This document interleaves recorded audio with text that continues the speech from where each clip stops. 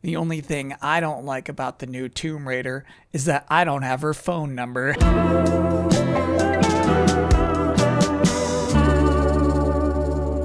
The Game Awards 2025 happened last week, and while there were many awards, they did this cool thing this year where there was also a bunch of video game trailers.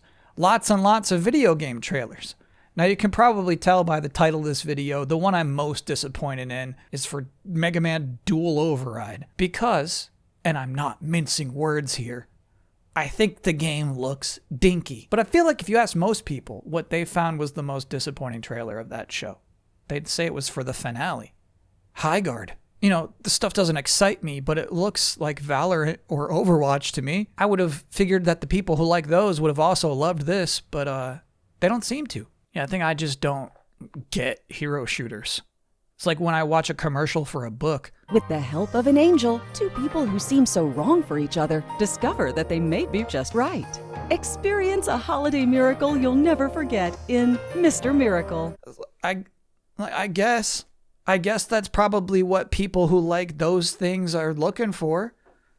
I couldn't tell you what's wrong with it. Like Marvel Rivals is another hero shooter, right? Their trailer focused on Deadpool's animated antics. And yeah, while his whole shtick's maybe a bit tired at this point, I think that trailer still felt special enough that people didn't complain about it. And so I guess what I'm learning this year is that maybe there is a certain kind of Game Awards trailer.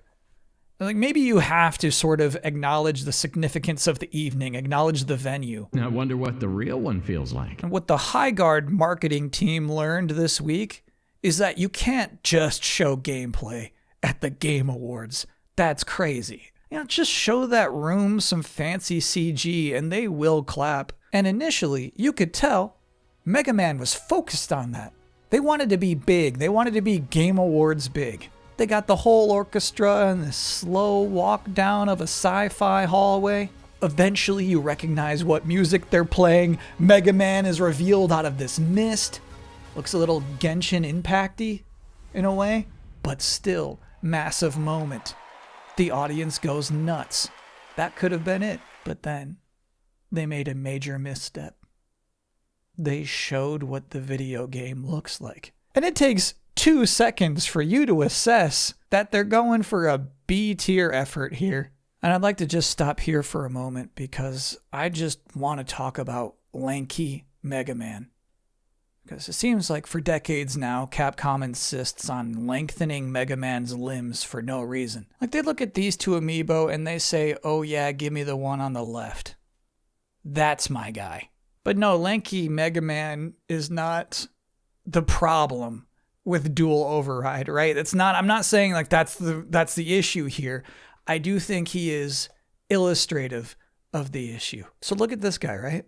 Those little dudes are called Mets for short. Iconic Mega Man enemy. They're in basically every game. They're basically Mega Man's Goomba. It makes sense that's the first enemy Mega Man shoots at. But it seems huge here. They made it huge for some reason. Let's just compare it to 2018's Mega Man 11. The Mets themselves are pretty much the same size in terms of how much screen they take up. But let's do a weird thing for me. We're going to scale these two Mets to be the same size and then look back at the Mega Mans. Turns out Mega Man himself has pretty much the same exact height. They're not actually making him taller. They are just making him lankier. They're shrinking his head. That's the dinky effect. In keeping the Mets the same size, they are shrinking Mega Man into a dinky little dude. It's like they wanted him to be leaner and more heroic, I guess, but they're also scared to just let him take up more space on the screen. As if that would sacrifice the classicness of a Mega Man game. The Mets are not just there to be seen after all, they serve a gameplay function. How big do you want them to be, Kyle? Is what Capcom's saying. And I would say in response, what if I told you you already solved this 30 years ago? This is Mega Man 8, a classic. And look at this Mega Man. Kind of lanky. And then look at these Mets. They're the dinky ones, not Mega Man. Now, if Capcom just wanted to make a fun video game and that's the best they could come up with, fine. In fact, I'm sorry for being rude.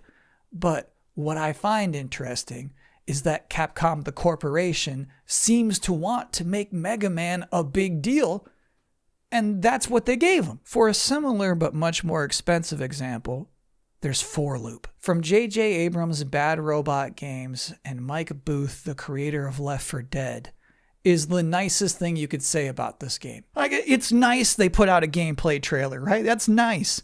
But now we can see there's zero visual flair, no pizzazz. It's got like a Rubik's Cube at some point. Haven't seen one of those before, I guess. Actually, quick aside, maybe this is something. So much like the premise of Marathon, right? When you die in the game, that's actually part of the whole premise and setup and story. You just get 3D printed into a new body. What I find crazy is that, quite intentionally, when you get a new print of a body, there's no genitalia. Maybe that's to keep everybody focused so that there's no funny business out there. Or like maybe the robot boss who's in charge of everybody is saving the genitalia as a prize for once you finally complete a good run. Like, obviously, I know they're just trying to keep it T for teen. What are they going to do? Show it? But also, like, maybe this is something to consider when they're developing the lore. Anyway, look, I have to acknowledge that I know everyone's out here just trying to make a fun video game. It is weird to try to tear down a brand new studio for falling short. What bugs me about Forloop in particular is that it wasn't just an introduction to a video game. It was an introduction to a world. Earlier this month, Sony Interactive Entertainment officially announced that they would produce and publish this at the time unannounced game. Listen to how they talk about it. Christian Svensson, VP and head of second and third party content ventures and strategic initiatives at Sony Interactive Entertainment, says, "We're greatly impressed with the talent Bad Robot Games has assembled at their studio and are thrilled to partner with them to help produce and publish their upcoming game." So they're encouraged by the talent on the team, maybe more than presumably the same trailer we just saw.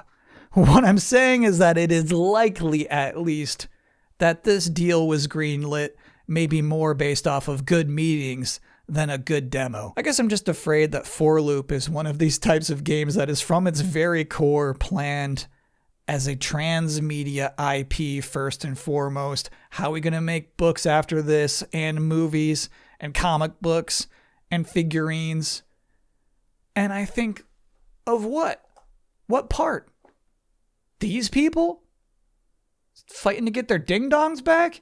As you might expect, as part of the whole stated goal of Bad Robot Games, this studio believes that its very strength is its Hollywood connections, which uniquely position them to create expansive worlds told across multiple storytelling mediums. If that's the goal for Forloop, bless your heart. So getting back to Mega Man, I think a big part of why Dual Override is so bafflingly underwhelming is that it flies in the face of Capcom's stated goals for the Mega Man franchise. There was an early December Capcom investor report that generated a few headlines because they singled out a few franchises as opportunities for new releases, remakes, and ports. I thought it was kind of silly as news, since they're always saying that. Back in July, they said the Mega Man series is one of our most important IPs, and we are continuously considering ways to develop it further. You know, we don't have to make an article every time Capcom promises they're working on Mega Man, but now that they have announced Dual Override, it's actually pretty interesting to go back and look at that early December statement. Well, because of the context. Mega Man is a part of this paragraph, referred to as a globally popular brand alongside Devil May Cry and Ace Attorney. It's Haruhiro Sugimoto, president and COO, speaking here. He says, referring to those three franchises, by enhancing brand power and cultivating loyal fan bases, we will grow these into core IPs. Now, one might wonder, isn't Mega Man already a core IP? What's a core IP? Up here, our efforts are focused on core IP, such as the Resident Evil, Monster Hunter, and Street Fighter franchises. That's fair. It's just funny that's where they draw the line.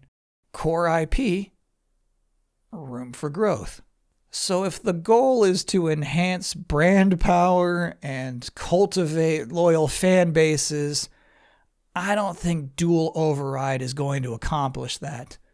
They're giving Mega Man a B-tier budget and limiting him to classic conventions, such as character height. So I think a big part of what makes Mario a valuable IP, a valuable franchise, is that the video games themselves continue to evolve throughout the decades, sometimes in risky directions, sometimes in outright bad directions, but always changing. Same with Sonic the Hedgehog. Like Legend of Zelda, the best-selling Legend of Zelda is the one that doesn't have dungeons and Link isn't wearing a green tunic. And it didn't matter. I'm looking at Mega Man's Dinky Adventure available on Nintendo Switch 1 in 2027, and I don't think it's going to be pushing the franchise forward in any meaningful way.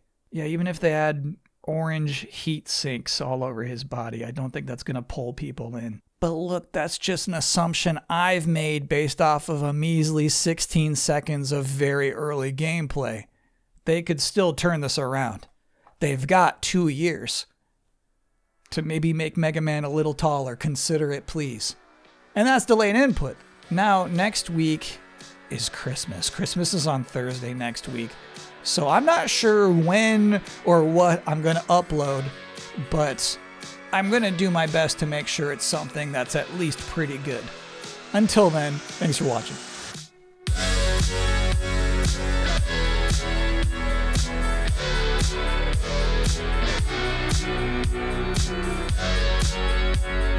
Sketching you up.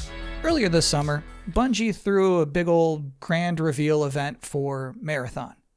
And on top of this embarrassing controversy where they had stolen some art assets, generally the game was just not received well. Low enthusiasm is what I would say. In June, it was delayed indefinitely out of its initial September 2025 launch date. These corporations that were invested in this Marathon project now going, what happened? How do we recoup our investments? Well, this week, Bungie debuted a 23-minute vid doc detailing a refreshed vision of Marathon. These corporations that were invested in this Marathon project now going, what happened? How do we recoup our investment? And what's kind of nuts is the reaction to the re-reveal is largely positive. People are looking at this stuff and saying it looks good now. And to my simple eyes, I can't see a discernible difference. But what I do think is cool is the things they're trying to stress. What's cool is you can look at the bullet points from the delay announcement and check each of these things off as you listen to the whole presentation. The world needs to feel like there is something sinister underneath the surface, even when the colors are really bright. This one part does stand out to me. It's how the attention-grabbing intro ends. We have another rook. Come on, stop that. No. Sorry. So, in what seems like scripted multiplayer chatter, this team finds a rook. Rook is a prototype runner shell. Anyway, they find a rook, and this person is now begging for their life, saying no, and that is met with a deeply unsympathetic sorry, and then death. Now, what I find kind of interesting about it is I don't think we're meant to like the guy who says sorry. I think we're meant to be annoyed and scared. That could happen to us. Because now, at this point, what they didn't have back then, Arc Raiders is a hit. Mean games work. People know meanness is part of what makes this kind of game exciting in a way. So throughout this 23-minute vid doc, Bungie has replaced their old favorite word, which was fantasy, which is only spoken once. It sits like in our fantasy as expansion site for the colony. Risk is the new keyword. So there's extra risks. You don't want to risk anything. We want to risk. You're not risking anything, or you're taking risks. Either risks from other players or risks from AI. It's like the appeal of Marathon is, it's music and graphics and lore. They acknowledge these things, but the main appeal, the core appeal of Marathon is just getting loot. Just getting some good loot. And to make that meaningful, it comes at the risk of this. Sorry. It's not for me. No thanks. I'd rather read Mr. Miracle, the book from earlier in this video.